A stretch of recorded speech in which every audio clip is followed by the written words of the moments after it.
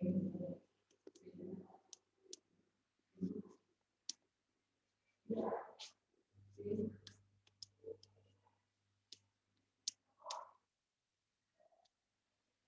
students, in this chapter, till now I have discussed about the storming of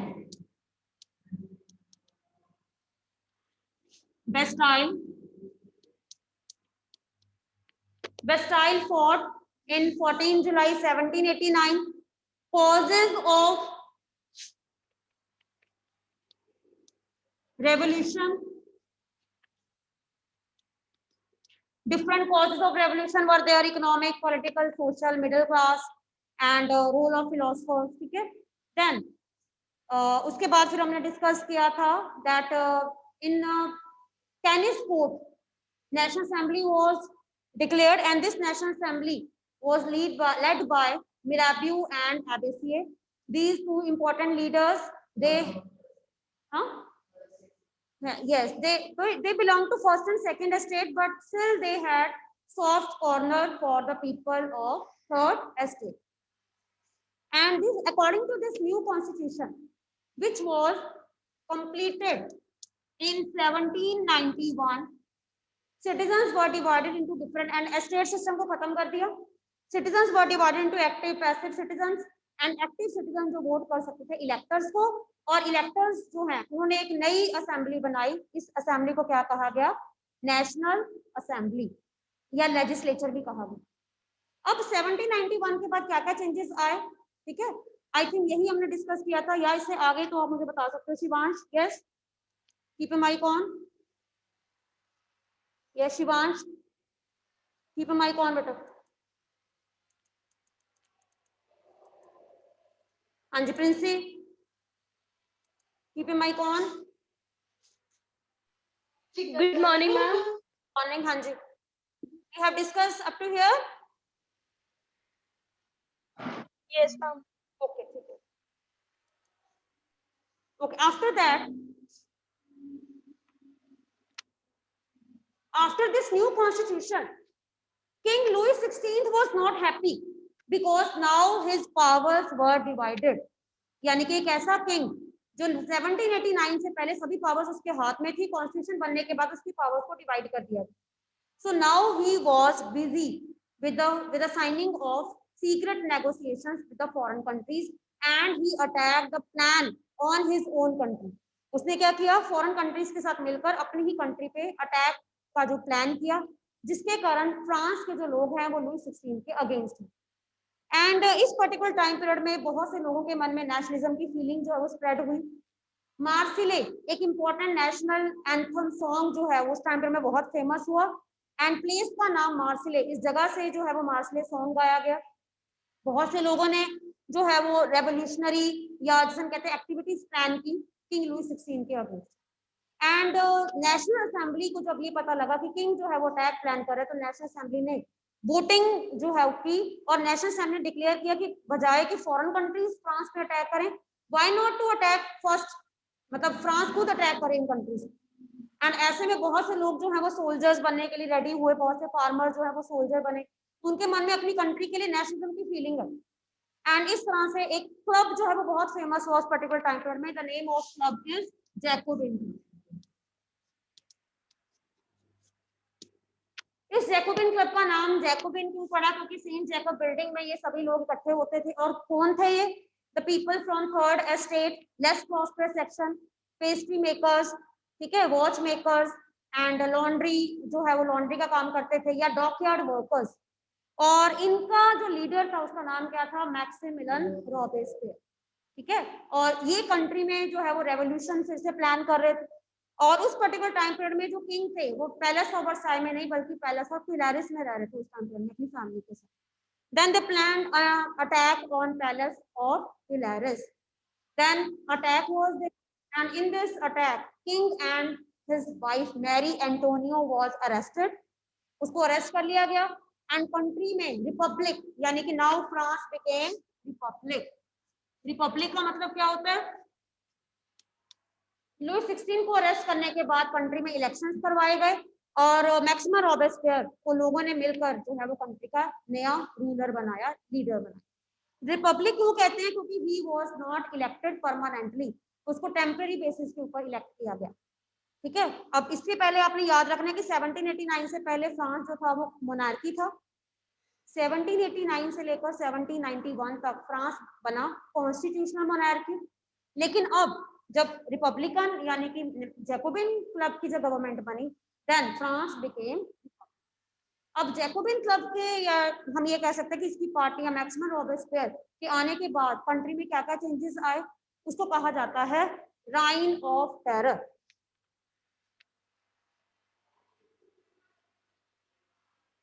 इसका time period याद रखना है आपने, 1793 to 1792।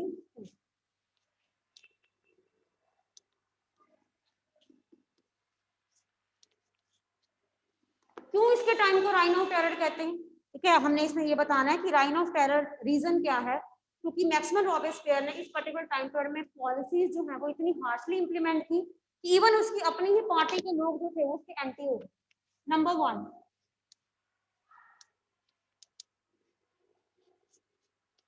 Policy of guillotine. Guillotine एक ऐसी पॉलिसी थी जिसमें लोगों का जो हेड है, ठीक है, यानी कि एक ब्लेड था, उस जो नेक को उस ब्लेड के आगे जो है वो रख के उसको काट दिया जाता था। तो ये पॉलिसी, गिलोटिन की पॉलिसी उन लोगों के लिए थी जो जैकोबिन और उनकी गवर्नमेंट को अपोज करते। इट मींस मैक्सिमा रॉबेस्पियर के टाइम पीरियड में people they were not freely criticise the government. तो कहीं ना कहीं हम ये कह सकते हैं कि मैक्सिमा रॉबेस्पियर का एक टेरर का जो रिजाइन था, टेरर का जो रूल था, ठीक है, वो बहुत ज्यादा स्प्रेड हुआ इस particular time. Then no rights to women.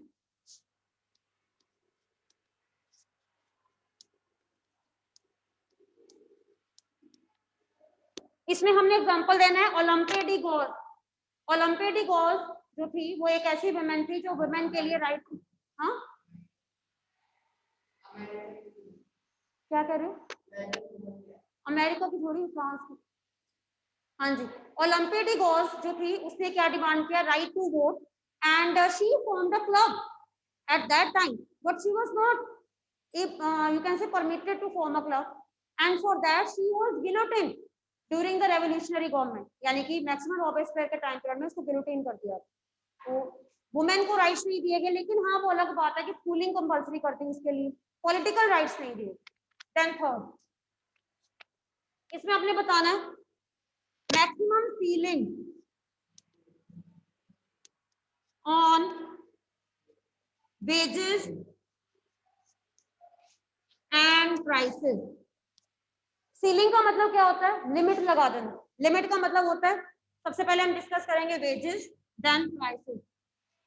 Wages के ऊपर सीलिंग का मतलब क्या होता है कि यानी कि फैक्ट्रीज में, इंडस्ट्रीज में लिमिट कर दिया कि वेजेस जो है वो इतने ही मिलेंगे, ना उससे कम या उससे ज्यादा। ऐसे में कुछ लोग सेटिस्फाइड हुए, जिनको तो कम मिल रहे थे वो सेटिस्फाइड नहीं थे, जिनको और ज्यादा वेजेस चाहिए थे।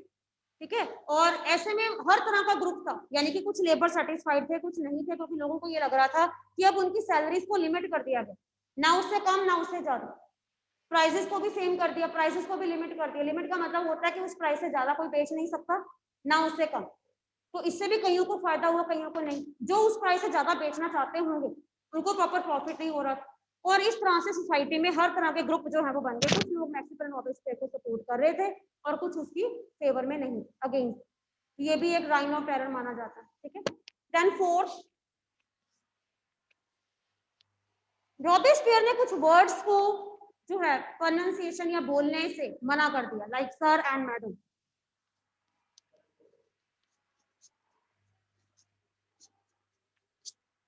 क्योंकि उसको ये लगता था कि जब ये वर्ड्स हम किसी के नाम से आगे बोलते हैं तो उसका रैंक हाई हो जाता है। इसके बजाय उसने किस चीज पे कंसंट्रेट किया? सिटीजन या सिटोयन। वैसे तो हम सिटीजन कहते हैं, लेकिन फ्रांस में सिटीजन को कहा जाता है सिटोयन। ठीक है, सिटीजन का कंसेप्ट जो है, सिटीजन के कंसेप्ट में हमने ये बताना है कि मैक्सिमा रॉबेस्पियर के रूल के टाइम पीरियड में कोई भी पर्सन रैंक के को सर या मैडम नहीं कहता था। इक्वालिटी लाने के लिए उसने क्या किया? हर पर्सन को इक्वालिटी यानी कि सिटीजन्स जो है वो बना दिया। तो कहीं ना कहीं कुछ ऐसे लोग जो अपने रैंक को लेकर बहुत कॉन्शियस थे, दे बिकेम एंग्री। क्योंकि पहले उनकी बहुत रिस्पेक्ट की जाती थी, लेकिन अब सोसाइटी में इनकी रिस्पेक्ट नहीं। नेक्स्ट एक और चेंज वो लेकर आया, उसने व्हाइट फ्लोर ब्रेड को बैन कर दिया।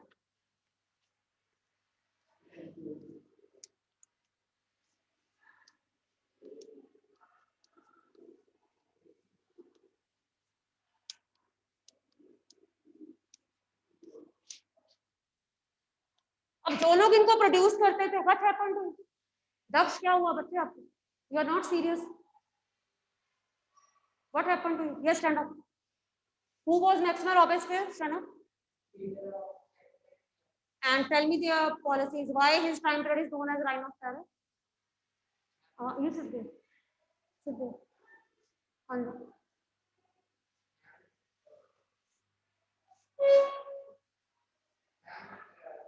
You are attending class, but you are not able to give the. Yes, tell me the policies reign of terror. I have written all the policies on the board. Yes, explain all.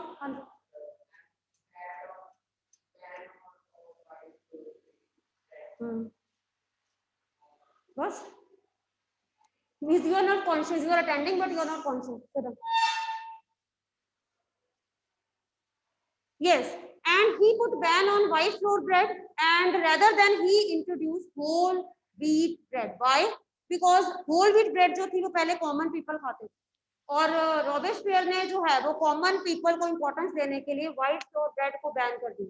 लेकिन जो लोग इसको खाना चाहते थे, but they were not getting in the market. तो ये कुछ ऐसी पॉलिसीज हैं जिन पॉलिसीज के कारण many people they turned angry, and at that time his rule और reign is known as reign of terror, इसीलिए उसके रूल को राइन ऑफ टेरर कहते हैं। लेकिन in the and he was also guillotine, क्योंकि इस एक साल में उसने अपनी पॉलिसीज को इतनी हार्शली इंप्लीमेंट किया। देन ट्रायल, उसके अगेंस्ट ट्रायल किया गया, केस चला, और उसके बाद भी himself was given the same punishment जो उसने बाकियों को दी थी, ही वाज गिलोटिन। 1794 के बाद फ्रांस में रूल फिर से चेंज हुआ। हम फ्रांस की हिस्ट्री क्यों पढ़ते हैं? क्योंकि फ्रांस में कंटिन्यू रूल जो है वो चेंज होते हैं। पहले मोनार्की, फिर कॉन्स्टिट्यूशन मोनार्की, फिर फ्रांस रिपब्लिक बना, और फिर 1794 के बाद एक नया रूल, एक नई जो है वो गवर्नमेंट सेटअप हुई, जिसको कहा जाता है डायरेक्टरी रूल। अब इस डायरेक्टरी रूल में क्या था? 5 directors were there,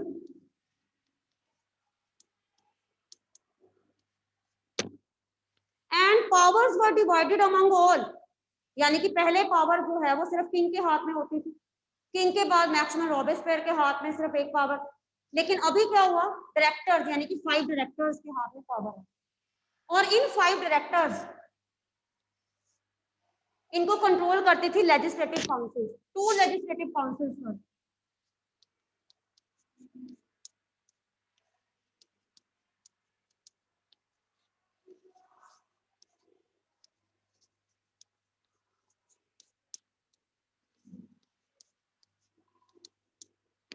five directors, 2 legislative councils थे। अब क्लैशेस फिर से हुए, क्योंकि अब पावर जो है वो 5 डायरेक्टर्स से, बोर्ड ऑफ डायरेक्टर्स में क्या होता है, सबके पास इक्वल जो है वो डिसीजन मेकर राइट होता है। अब इनके बीच में आपस में क्लैश होते रहते, डिस्प्यूट होते, क्योंकि ये कभी भी एक यूनानिमस डिसीजन पे नहीं पहुंच पाते, जिससे कि फ्रांस की जो गवर्नमेंट है और ज्यादा जो है वो इनस्टेबल हो गई। एंड 1794 से लेकर 1804 तक फ्रांस की वीक कंडीशन का फायदा जो है वो किसने लिया? Napoleon Bonaparte. और 1804 में नेपोलियन बोनापार्ट, जो कि उस टाइम पर में मिलिट्री का कमांडर था, उसने पूरी की पूरी, जिसे हम कहते हैं कि रूल को अपने हाथ में लिया, and he became the emperor और military dictator of France in 1804। और जब 1804 में नेपोलियन बोनापार्ट जो है वो एम्परर बना, उसने कुछ एडमिनिस्ट्रेटिव चेंजेस इंट्रोड्यूस किए, इनको कहा जाता है civil code. Next is about the civil code of Napoleon Bonaparte.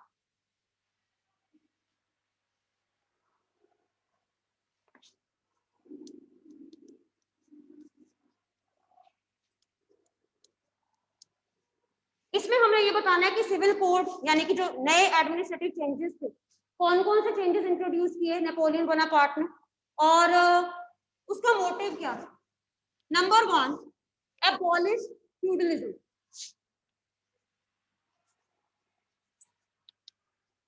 Feudalism, feudal या फ्यूडम्स।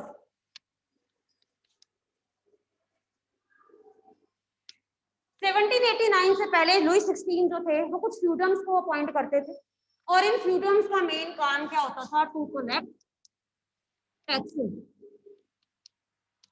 इस सिस्टम को एक्सप्लॉइटिव क्यों माना गया, क्योंकि ये फ्रीडम जो थे वो लोगों पे बहुत ज्यादा एक्सप्लॉइटेशन करते थे एंड उस पर्टिकुलर टाइम पीरियड में इस एक्सप्लॉइटेशन को रोकने के लिए काफी हद तक मैक्सवेल रॉबिन्सन ने इस सिस्टम को खत्म कर दिया, यानी कि बीच में से एजेंट्स या मिडिल मैन को खत्म कर दिया।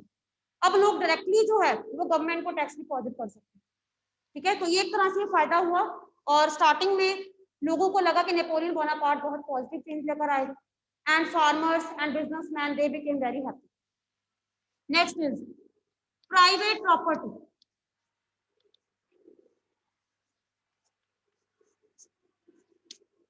नेपोलियन बोनापार्ट ने नेपोलियन बोनापार्ट ने क्या किया, लोगों को राइट दिया टू हैव प्राइवेट प्रॉपर्टी, कि लोग अपनी अनलिमिटेड प्रॉपर्टी जो है वो अपने पास रखते हैं। तो इससे जो है वो business class they were very happy. ठीक है, देन थर्ड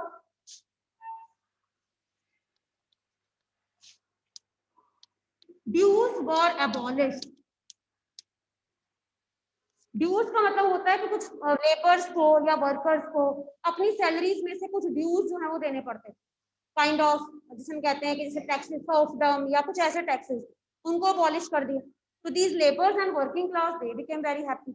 इसका मतलब क्या है कि 1804 में काफी हद तक जो है पीपल दे वर सेटिस्फाइड। ठीक है, और आपने क्या बताना है इसमें, transportation system, communication, that was improve. Transportation communication को क्यों इम्प्रूव किया गया, ताकि फ्रांस को अलग अलग कंट्रीज के साथ जो है इंटरलिंक किया जाए बिजनेस पर्पस के लिए। ठीक है, देन नेक्स्ट बहुत से चेंजेस इंट्रोड्यूस किए, आप कोई भी लिख सकते हो। Then decimal system,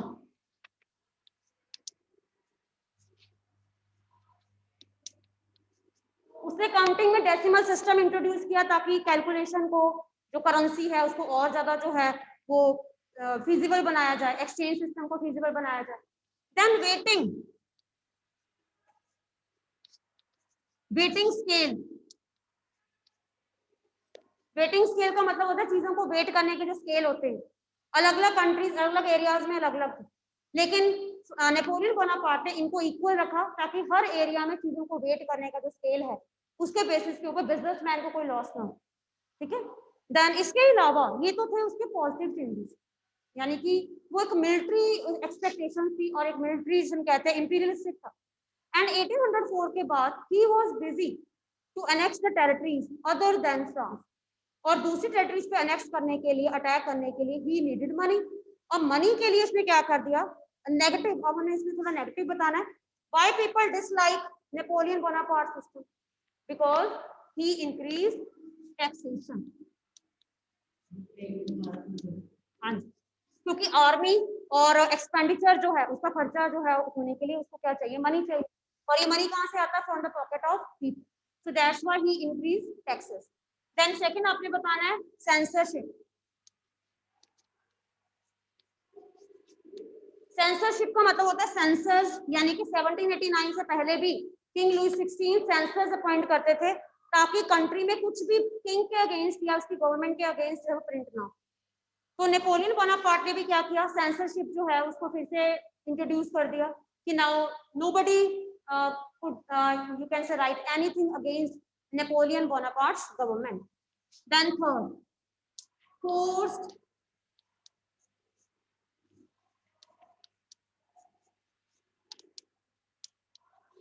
recruitment in the army. Force recruitment in the army का मतलब होता है कि फार्मर्स को फोर्स किया गया कि वो आर्मी ज्वाइन करें to increase the number of soldiers in the front area. ठीक है, and it made compulsory to attend to join the army from each and every family. हर फैमिली से कोई ना कोई मेल मेंबर था वो आर्मी ज्वाइन करे। तो ऐसे में उस टाइम पीरियड में some people were ready but some were not ready, so that's why they were not satisfied. ठीक है, और आपने इसमें बताना है slavery. He reintroduced slavery system. कुछ देर के लिए स्लेवरी सिस्टम को खत्म कर दिया गया था। नेपोलियन बोनापार्ट से पहले, यानी कि जब तक डायरेक्टरी रूल था या मैक्सिमम रॉबेस्पियर का रूल था, तब तक स्लेवरी सिस्टम को खत्म कर दिया था। लेकिन नेपोलियन बोनापार्ट ने स्लेवरी सिस्टम को फिर से इंट्रोड्यूस कर दिया। लेकिन ये सारे रीजन जो हैं, इन रीजन के कारण हम ये कह सकते हैं कि लोगों ने नेपोलियन बोनापार्ट को सपोर्ट नहीं किया। एंड इसके बाद 1815 एक इंपॉर्टेंट ईयर माना जाता है, बैटल ऑफ वाटरलू। इसमें क्या कौन कौन सी कंट्री थी? एक तरफ Britain, Russia, Prussia, Austria versus France. Many countries they fought battle, लेकिन इनमें विनर कौन सी कंट्री थी? Britain, Russia, Prussia and Austria.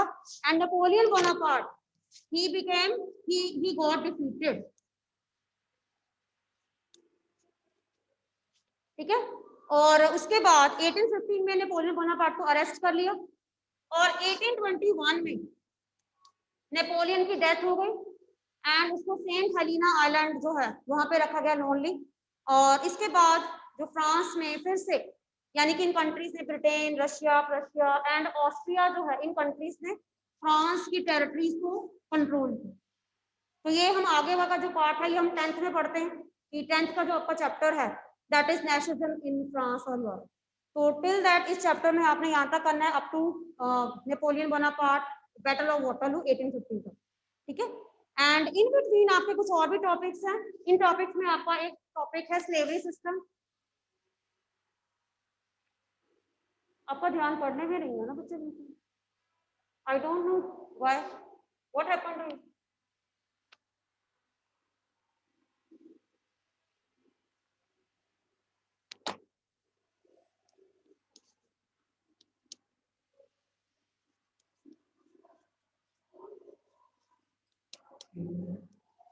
Wait बेटा वेट, बाद में पूछती हूँ। आपका डाउट सेशन होगा ना, उसमें पूछूंगी, क्योंकि इसमें तो आपको कोई इंटरेस्ट हो ही नहीं होगा।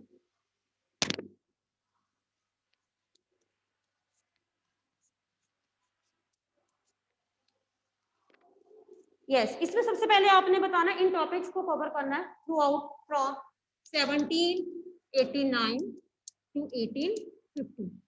सबसे पहले हमने बताना है स्लेवरी सिस्टम। स्लेवरी सिस्टम 1789, इनको अपने अलग अलग टाइम पीरियड के अकॉर्डिंग डिसाइड करें। स्लेवरी सिस्टम 1789 से पहले इट वाज इंट्रोड्यूस एंड इसी को ही ट्रायंगुलर स्लेव ट्रेड का पार्ट भी कहा गया था। अब ट्रायंगुलर स्लेव ट्रेड में 3 continents were involve. Number 1 Europe, number 2 Africa and number 3 America. America में 2 कॉन्टिनेंट आपने बताने, north America and south America. French sellers they came from France or Europe through Bordeaux and Nantes. Different ports were there. And in Africa, they bought slaves, यानी कि वहां से वो slaves को खरीदते थे and इनको भेजा जाता था कैरिबियन आइलैंड्स, यानी कि नॉर्थ एंड साउथ अमेरिका। वहां पर इनसे अलग अलग जो है फील्ड्स में काम करवाया जाता था और क्रॉप्स प्रोडक्शन के लिए इनसे काम करवाते। कौन कौन सी क्रॉप्स जिनकी डिमांड यूरोप में बहुत ज्यादा थी, लाइक शुगर, कॉफी, जो कैश क्रॉप होती है। एंड इस स्लेव ट्रेड से फायदा किसको होता था?